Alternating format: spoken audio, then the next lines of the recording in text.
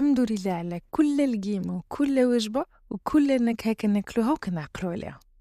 مرحبا بك في الحلقة 16 من 30 يوم دو غراتيتود على ماروكان.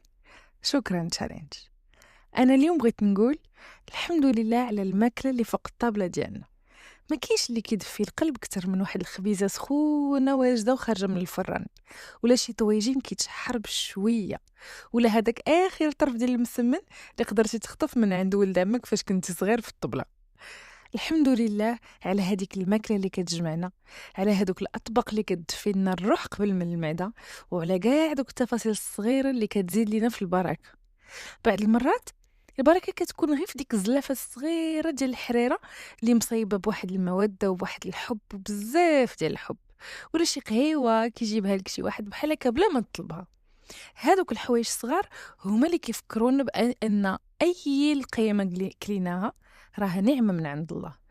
الله يبارك لينا في هذاك الخير اللي عندنا في الطويبله ديالنا، في الوجبات اللي كتجمعنا مع عائلتنا ومع احبابنا، في الكرم ديال الناس اللي دايرين بينا، وفي داك الاحساس الزوين ديال ان الخير دايما موجود، حيت حتى شي حاجه ما مضمونه في الدنيا، وكل شي فضل من عند الله. وانت شنو هي الماكله اللي كتخليك تقول الحمد لله في كل لقيمه كتاكلها؟